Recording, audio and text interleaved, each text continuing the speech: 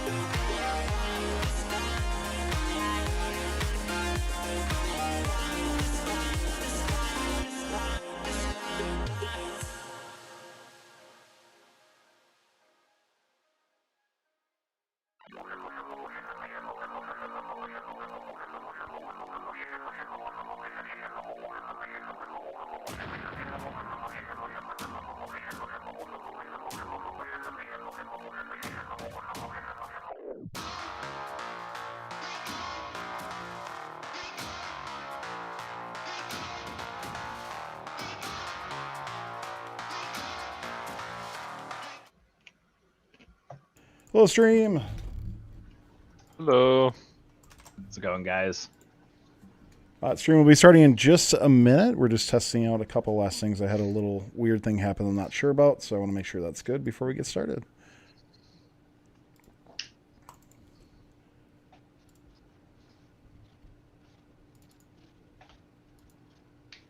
Yeah, by the way, stream, well, whenever you hear this, make sure you click the live button so you are live. A couple of you seem like you're delayed a little bit. Oh, that's okay. Okay, I think I'm good now.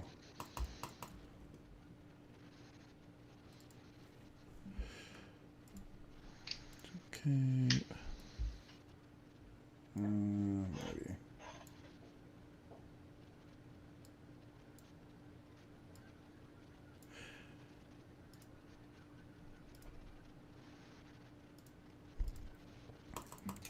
Okay, sorry about that. Everybody. I'm good. Here we go. Let's do it.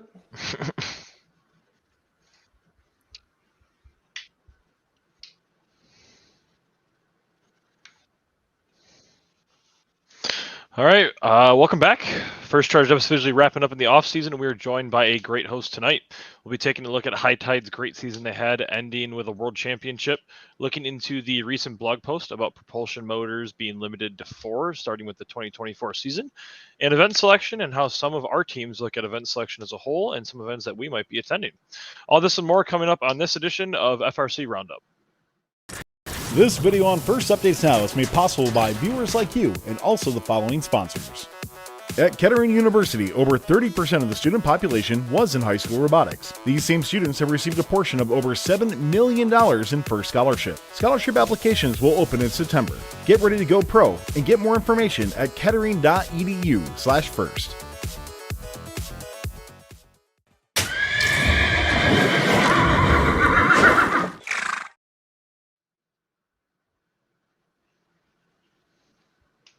All right, welcome to the show. If you have not caught our show previously, FRC Roundup is where we take a look at important topics currently happening in FRC, highlight some discussion points about events that may have happened, strategy, or really anything that correlates with FRC. If you, the fun community, think that there is a topic that we should cover on FRC Roundup, please feel free to ping me on the fun Discord, and I've been more than happy to take a look at it. If you're not familiar with me, my name is Nick Mathis, and I am currently in the 1st and Michigan region and a design mentor on Team 33, the Killer Bees. And I'm Connor McBride, mentor for Team 166 Chop Shop and an MC and game announcer in the New England District. Our guest tonight is JJ Sessa. JJ is president of FabWorks, lead mentor and drive coach for the 2023 Champions of the World 4414 HighTide. JJ, welcome to the show. Thanks for having me, guys. Yeah, no problem. Excited to jump into what we're going to talk about tonight. So we'll start with topic 1. We just kind of wanted to highlight the season that HighTide had, obviously ending in a world championship in Houston this year. I know There's a lot of discussion around this robot. It was one of the cooler robots, in my opinion, from the year. Seeing it at Wyoming Port week 1 all the way to, ended up on Einstein as champion. So, JJ, I guess I'll kind of throw it to you. Start off to highlight some of the, items that you thought went good for your team, or really might have set your team apart in helping win the championship. And then, if you want to highlight some of the 3-motor stuff as well, we're going to talk about the actual blog post in the next topic. And obviously your opinions on it, but feel free to kind of take it wherever you want, and then we'll bounce questions off you. Right on. Well, I mean, like, where do I even start? I guess we're Right. we're obviously pretty pleased with the result at the end of the day. The team couldn't be happier. We had such a great time this full season. Just the whole build process was a really fun one, actually, and I have a lot of photos and videos that we can get into about that. But above all else, I think we learned a ton about our team, and we haven't been around for a while. This was our 3rd time attending World Championship. So every single year, I think we take a lot of time and effort to really make sure that we're learning a lot from our mistakes and getting better year over year. I tell all the kids, I tell the mentors that we're not here to just win champs once. We want to build a good legacy. We want to be at Einstein finals every year. Like growing up, every single year, Poofs are in the finals or they're winning the thing. And that's what I remember kind of as my time as a student. So I want to get us the same legacy and have a good shot every single year after year. And I think even with the best result you can achieve, I think we had a lot of shortcomings that we've thankfully been able to identify for rooms of improvement. And the team's really hungry, and we're coming back next season, hopefully even stronger than we came out this one. Awesome. Yeah. So I guess going into the, basic construction of the robot, and, obviously one of the biggest things that I took away from watching HighTide throughout the season was just the progression of the robot from week 1 to where it ended at champs. HighTide's one of the teams that is constantly iterating. I know a lot of the elite teams do as well, but you really saw that robot take very sizable steps at each one of its events when I saw it. So what was really, the push between, trying to go from those basic regionals to the championship on what, HighTide was really trying to accomplish in between those points? Yeah, well, I think really the biggest driver of our culture and how we make robots is we just try to be the fastest out of any team out there building robots. And I think this year we had a working robot in around 3.5 weeks, and it was missing some of the functionality of what our final comp bot was. But that's about when we were scoring points. Things were getting really close around 3 weeks. This is just our practice bot, the silver unpowder coated version. But pushing manufacturing, CAD design, manufacturing, electrical programming, you have to do it all. But manufacturing is usually the thing that a lot of teams, I feel like, get really bottlenecked by. And getting really fast at that allows us to just produce iterations of the robot and slowly improve over the course of the season. And I will go through some of these videos, but you'll see in the first couple of clips, I mean, this thing isn't anything special. And I think it's something a lot of teams can take away from that. We're not over here with some silver bullet and manufacturing these beautiful, perfect robots the first time. They start out really shaky. This is a great clip. I think this is the first cone we've ever scored. So this is around early February, sometime around then. But the claws wobbling around and the software is pretty shaky. But the point is that a lot of teams are going to their first events with a robot at this level, like they just got it running the night before. And this is, we're doing this almost a month before going to events. Mm-hmm. So it's all about just getting stuff made and failing really fast. I mean, there was nights, which is kind of demoralizing for the students sometimes, where we'll make an iteration of the intake or the arm or something like that. We'll put it on the robot and we won't even wire it up because we already see issues. And we just instantly pull it off and get started on the next one. So I think that's really the core of our culture, is just fast iteration, failing really fast, fail as fast as we can. And eventually over time, we just hope we're making the right decisions. And it served us well last year. I think we did it even better this year. I want to say we went through at least about 4 or 5 iterations of every single subsystem on the robot. Even the swerve drives got got iterated. I think there's some photos at the beginning of the album of our first the very first modules. We call them like the clip-on modules, but pretty much right from when the game came out, the game animation, I think someone might have shouted out something like 12 motor swerve or something like that. Joking at first, but we gave it some thought, and from day one we were instantly on the train that we want to figure out how to make this happen. So the first iteration was kind of an attachable unit onto the normal SDS MK4i modules. That's because we didn't know if it was going to be any good or if we would have enough motors left over. We had no idea what a robot was going to look like at the time when we made those. And then eventually we kind of iterated that module into the one you see here, which is kind of the final, more polished version of the whole thing. But even the drivetrain, which a lot of teams, it's kind of the only thing they might just make one time and move on from that. We're iterating in season, and I always have to reiterate it. I don't think we're any smarter or any better at this stuff than everyone else. I think we've just come up with some crazy processes that let us, extract as much out of the time we spend in the room. We don't spend crazy hours in the room. We only meet, 4 or 5 days a week for most of build season, and we might ramp that up when we're really pinched on time. But we're not meeting long hours 7 days a week. It's just all about extracting as much out of the time we actually have to build these robots. Yeah, for sure. Yeah. So I guess rolling into to wrap this topic up, obviously going to the championship. Definitely one of the higher caliber teams that a lot of teams were looking at, especially after division release, on making it out of their division and really pushing for, the world championship. We asked RC the same question after you guys won. What was it like working with RC? Oh man, getting the opportunity to work. Don't get me started. But yeah, working with those guys was absolutely a blast.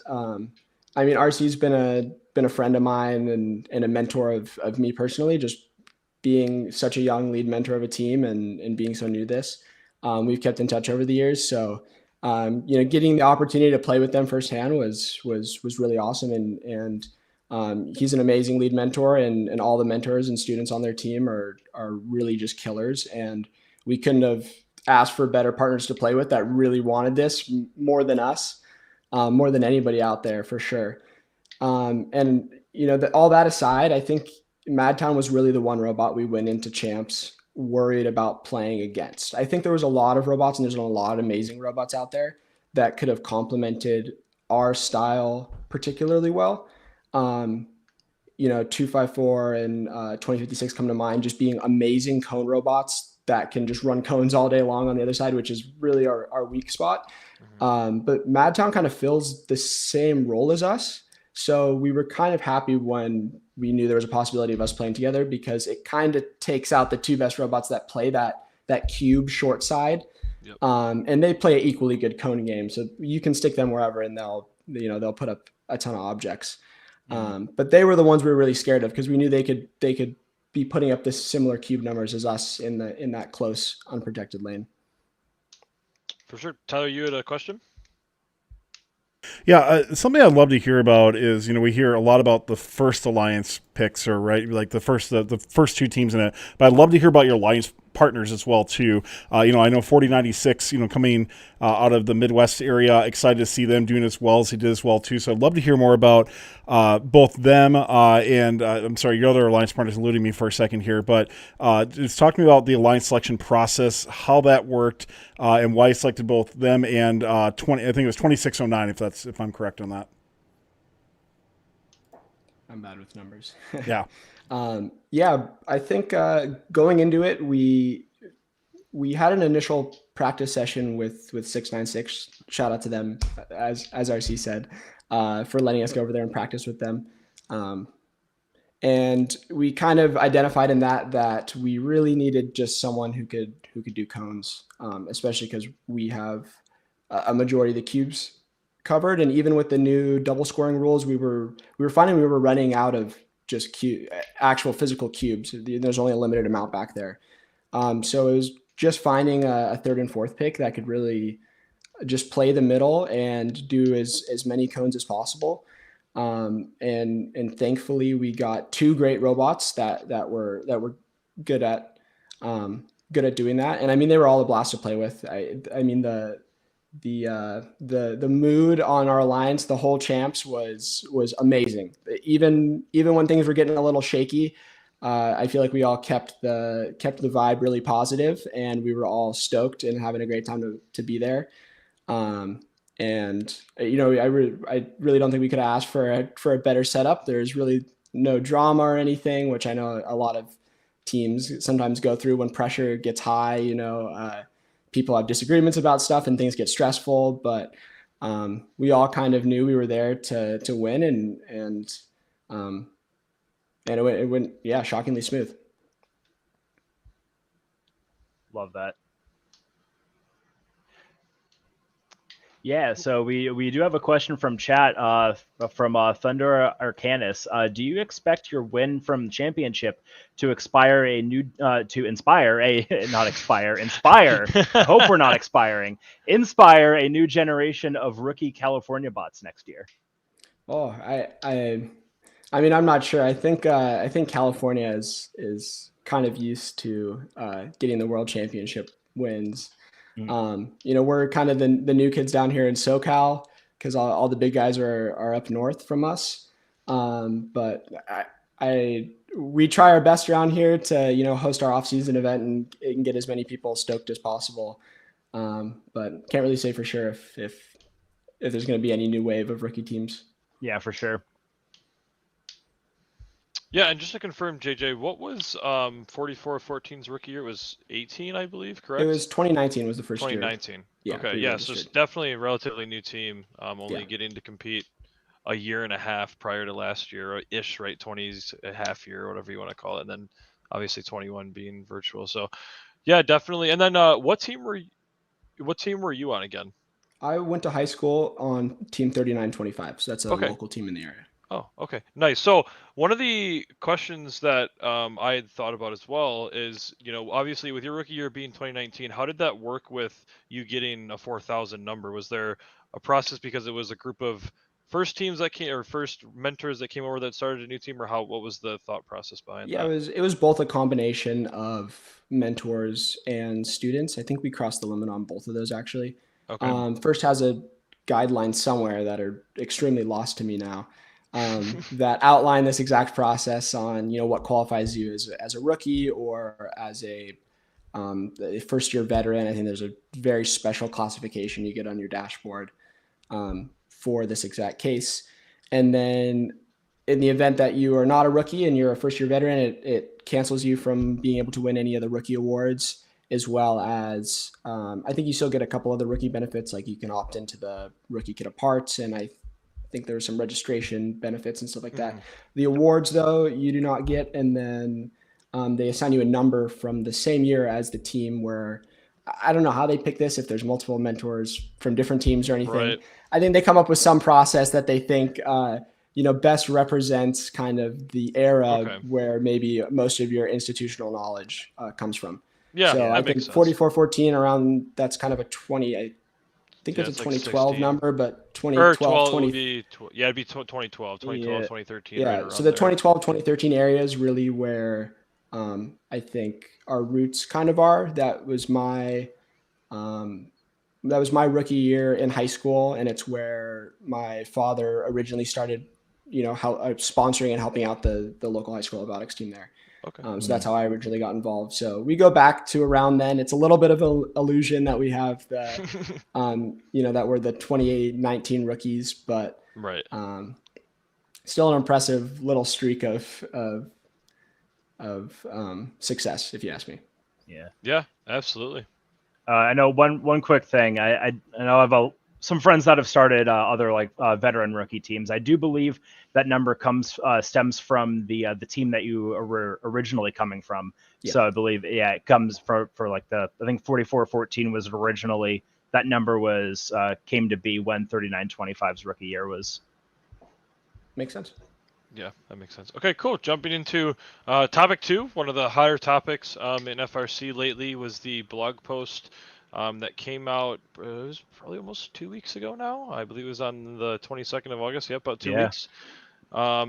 That there will be only 4 propulsion motors allowed on robots for the 2024 season. So obviously HighTide was the pioneer of the 12 motor swerve, and there was a couple of teams that I knew that were working on it throughout the off season. 2910 comes to mind. I'm sure there's other ones. 5462 is working on 10 motors, only doing on the opposite corners. But first is saying that there will only be 4 propulsion motors allowed on robots for the coming season.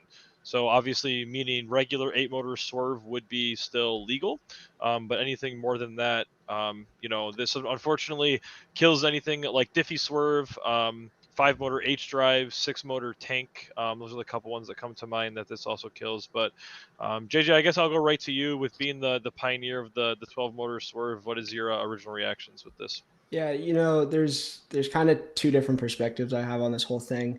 There's the mentor, the lead mentor of HighTide, and kind of my competitive side.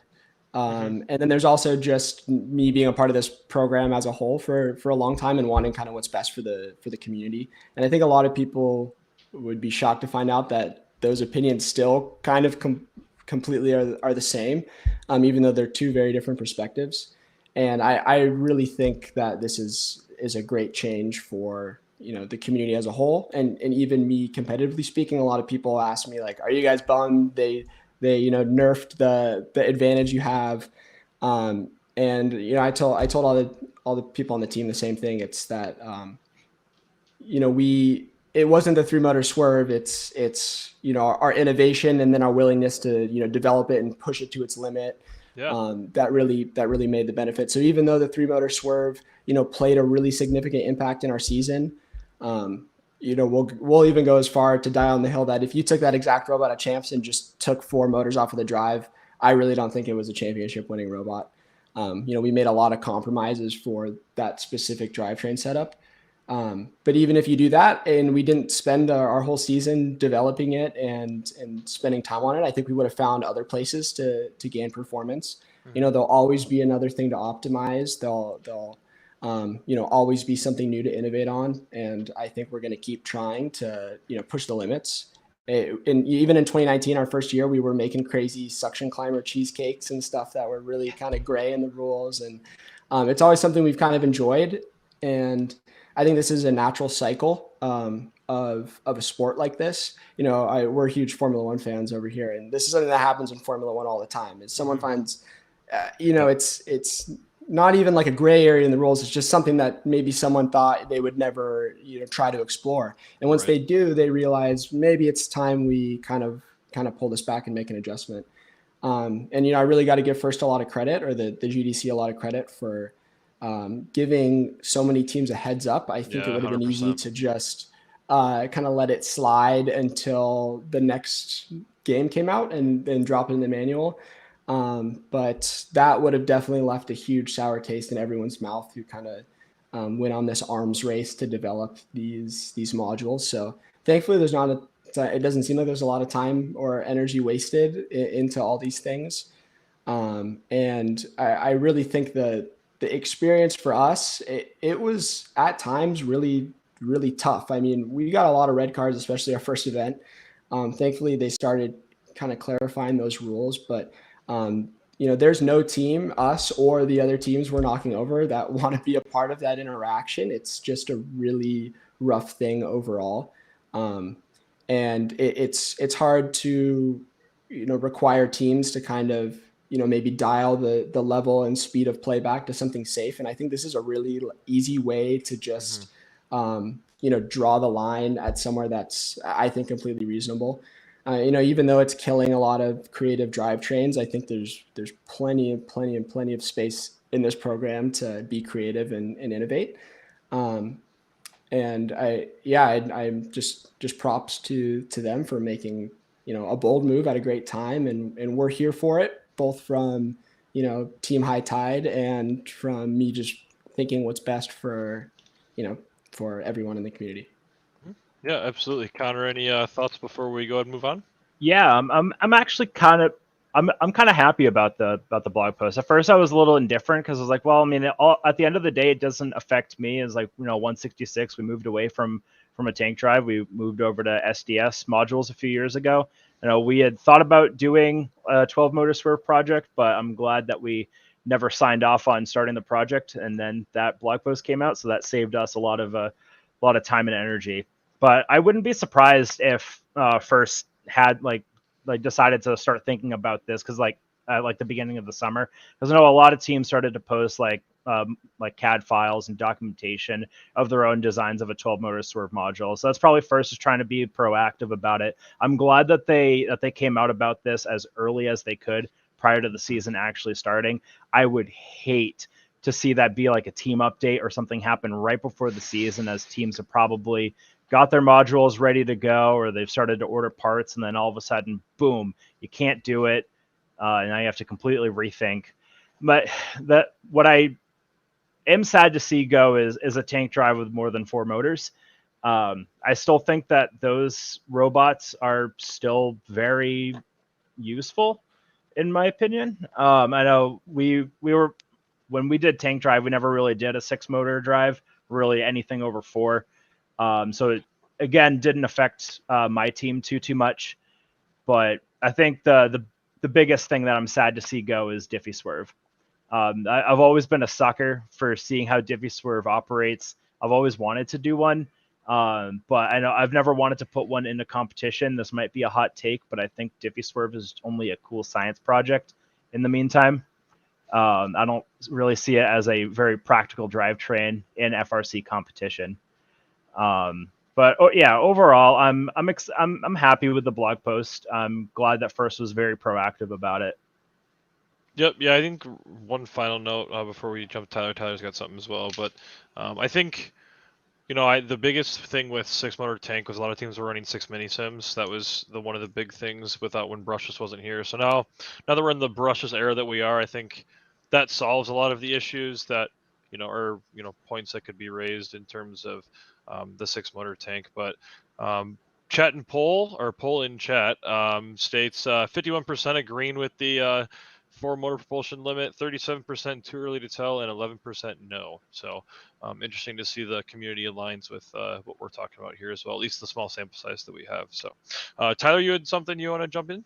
Well, one thing I just want to bring up is, FRC does state a little bit of the why that they made this change for things, but something they don't really mention here is it really because of what next year's game is going to be at all? So I'm very curious on, are we going to see something like an open field or something like that? Like to me, this is only like a little bit of what they're unveiling for the reason why, like the long-term reasons. But to me, it's like, why this year are they making that change? And is there something that is specific for next year's game and why they're making this change now for things as well? So I'm more just curious on like, why do they happen this year versus other years? I agree. I love that they're giving it way ahead of time. I think that's a very good thing for them to do. But it just seems like, such a momentum and direction that things have been going for so many years to all of a sudden put the brakes on it like now. I wasn't sure what your guys' thoughts might be on that.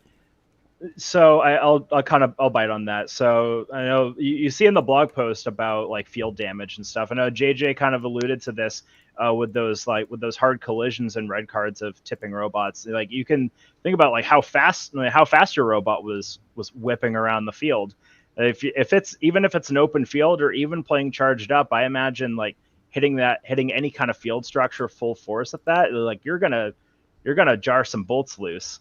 And like FRC is not made of money, and I would imagine that those fields are probably at least a decade old. Some of the driver station walls and even just the field perimeter. So like that, probably just longevity of the field so that they can save some money and allocate it to other areas. Mm-hmm. Yep, well, only time will tell. We'll know shortly. Here we're already in September. Crazy to think, but yeah, short couple of months we'll find out. So before we go and jump into our final topic of the night, we'll go ahead and bring Tyler back on to talk about our show sponsor, Kettering University, and start our giveaway from FabWorks. Well, JJ, I want to start with you, man, on the giveaway here. Do you mind talking a little about what we're giving away and what FabWorks is? Yeah, sure. So we're giving away a $75 FabWorks coupon.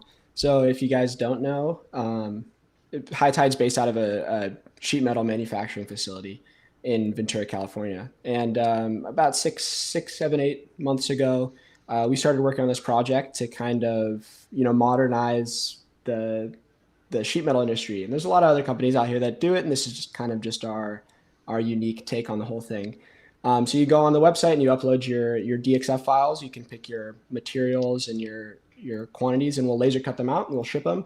And our whole goal is to make a service that is fast enough to actually be used in an FRC season. Because I think even some of the other rapid laser cutting services out there are just a little too slow for what teams expect to get their parts and designs in versus what they can make in house or have a sponsor make. So our goal is to make it so fast that it makes it very hard to justify doing anything else. And we think if we can appease the FRC teams of the world, then it just makes us that much better for for all of our other customers that we're trying to serve. Awesome. JJ, I need a keyword, man. What can chat, if they're watching live, what can they type in to enter this giveaway? Do like RIP 12 motor or something like that. All right, we'll do it all as one word like this, RIP 12 motor. Type that in chat right now. That's your opportunity to win. Don't forget, by the way, if you are a subscriber to the channel, you do get some extra luck. That's for free to subscribe on YouTube. So go ahead and type in RIP 12 motor, and we'll draw for that near the end of the show as well. By the way, let's give a big shout out to this show's sponsor, Kettering University. Hey, scholarships are opening up at Kettering University. If you plan on going to Kettering, you can be eligible to get up to $5,000 per year to attend Kettering University. Head over to kettering.edu/first to learn more about what they have. And we have Kettering Kickoff coming up in just a couple weeks. We have 2 single-day events. I will be out there myself. We'll be doing some shoutcasting, instant replay, and more. So make sure you check that out on Fun's Twitch channel coming up in just a couple weeks here. Very excited for that. And thanks a lot to Kettering University for the continued support of First Updates Now. Awesome. All right, jumping into our final topic of the night, we'll be talking a little bit about event selection and looking at events for the 2024 season. Obviously, we're getting into September here. Usually, this is the time where we see the full event list for the following season come out. I know that there's a thread on Chief Delphi right now, discussing some of the regionals that are already confirmed, or I know New England released their list of districts today. Michigan should be hopefully in the next couple of weeks here. I believe it's usually the 2nd to 3rd week of September that we see ours come out. But I guess the goal of this, I want to highlight essentially what our individual teams might look for in an event when we're trying to schedule, and then why we do it that way or what's the process behind it. So I guess I'll go ahead and start. For 33, I've only been on the team for a year and a half now, but from the general personal, I'm not involved with the event selection. I'm just going to put that out there. This is just from my sheer knowledge, but we usually are pretty dead set on a week 1 and a week 3. I know because we're in the district system, it's a little bit different than obviously what HighTide might do or any other regional teams, but because we're in the district systems, 1 and 3 are big for us with, Michigan State champs being week 6. And there's a reason for that. First of all, week 1 forces you to be done. It's essentially the big driving point to get the robot done in a timely manner. So competing week 1, getting it out there, getting those matches in early is important for the longevity and development of the robot throughout the season. So that's a big one for us. And then week 3, I think is, week 3 or 4, I think 3 personally is really the happy medium on what you're looking for, at least in Michigan, on trying to gives you an opportunity, compete week 1, get back, figure out what you don't like about the robot, gives you 2 solid weeks to essentially redesign or update the robot for redesigns that were made before week 1 that didn't get on the robot, make any necessary software changes, update autonomous, and go on and compete with that robot week 3. And then what it does is it allows you 3 full weeks before arguably one of the most, one of the most important competitions that your team's going to have in the season, with, at least in Michigan, in the Michigan State Championship. So it gives you 3 solid weeks to evaluate the redesign that you made week 3, take a look at software and update. How can we get the robot, lighter, faster, stuff like that. And then as well as make sure your autonomous routines are really dialed in, because the time between Michigan States and champs is not a huge gap. So that's really your last opportunity that you have. So I guess I'll leave it at that. That's kind of what we look at it as. We'll probably be shooting for a week 1 and a week 3 again here in 2024. But Connor, I'll start with you, New England District. What's the thought process behind 166's avenues?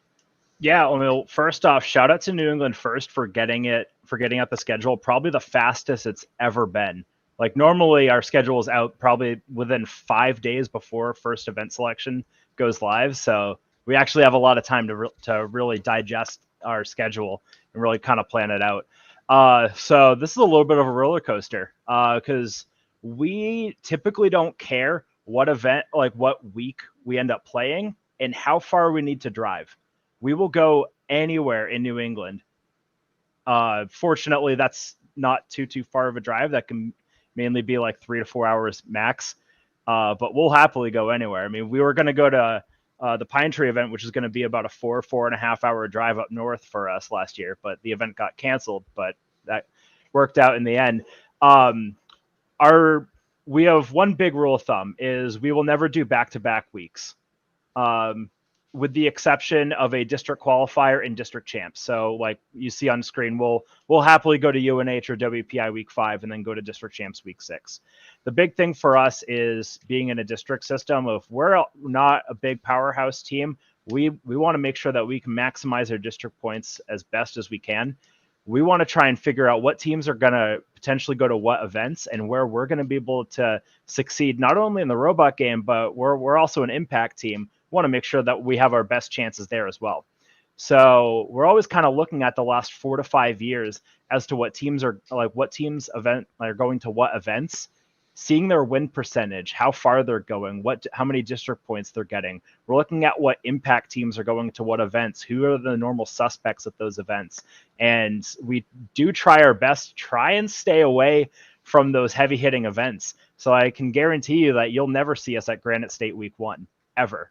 And if you end up seeing us there, I probably lost. My opinion probably wasn't there, and you can probably shoot me in the face on that one.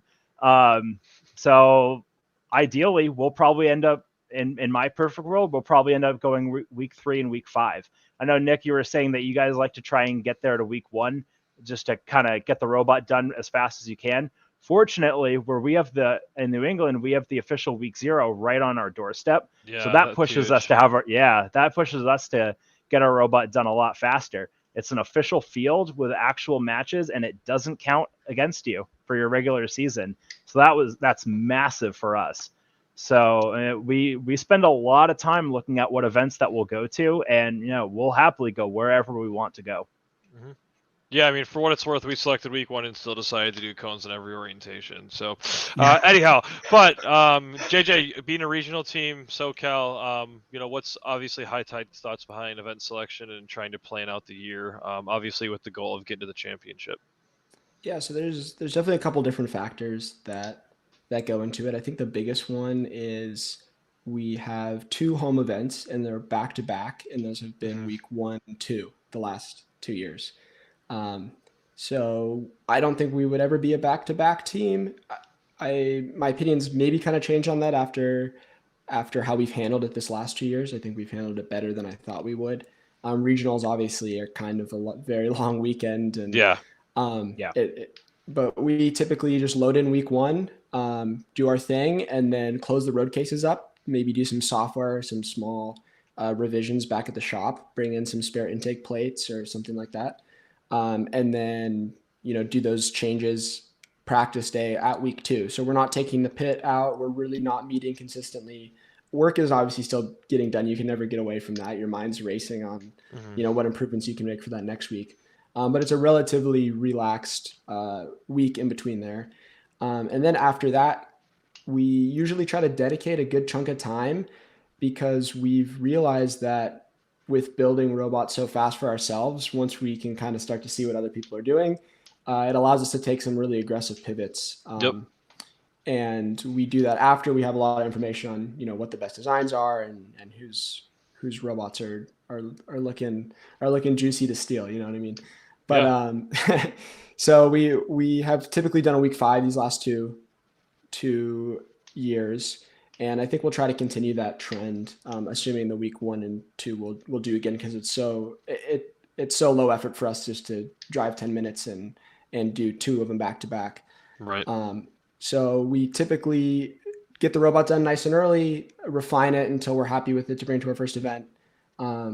Small changes between 1 and 2, and then we normally bite off some significant changes for a week 5, and then we try to not touch anything besides reliability upgrades between week 5 and champs. That's kind of our trial run for our champs robot. Yeah, it normally exactly. goes pretty rough for us. It has these last 2 years, where we think we should be by week 5 versus where the robot ends up, and we do that purposefully, and we accept that we come in swinging a little soft at that event. But I think it's paid off both years. It's kind of helped to catapult us and give us a higher ceiling for championship. But the other big thing is we don't have a great practice facility at our shop. We've had various sizes over the years. Right now the shop's just busy and we got some new equipment and stuff, so we can't carve out a huge corner of the place. So we find ourselves driving a lot of weekends to the local teams. There's not anything really close. It takes us about an hour to get to the closest practice field that we can borrow from another team. So 3 regionals has been really, really important for us because it's just us getting our reps in. Yeah. Especially after there's a lot of nerves week 1, and typically week 1 has been the harder event out of the 2 between Port Hueneme and Ventura. So we go on there, stress is really high. Thankfully, both years we've got the qualification, and we kind of can rest a little bit easier at Ventura. We still try really hard because we're never going to go to the event and just sit back. But the nerves are off a little bit, and it gives us some time to kind of dial in, our driving and try some new strategies that we maybe didn't want to risk week 1. So it gives us a lot of flexibility to kind of treat it as official as a practice weekend you can get at that point. The robot's normally running great by then. And then we kind of rip it all apart for week 5 and back to the drawing board where we're scrambling again on practice day to get things working and functional. Right. Yeah, makes sense. Perfect. Alrighty, well, before we go ahead and wrap up the show, we'll bring Tyler back on to draw for that giveaway from FabWorks. Do that. Thanks a lot, by the way, to JJ and FabWorks for the awesome giveaway for this evening. Your keyword was RIP12 motor, all one word for that once again. So let's go ahead and draw for our winner, and that's going to be Big Ben. Congratulations, Big Ben. You have won the giveaway. Make sure you shoot First Updates Now a message, either admin at firstupdatesnow.com or on our Discord in order to claim, so we can get that out to you. Thanks again to FabWorks. Again, for the giveaway, head on over to fabworks.com. Go check them out.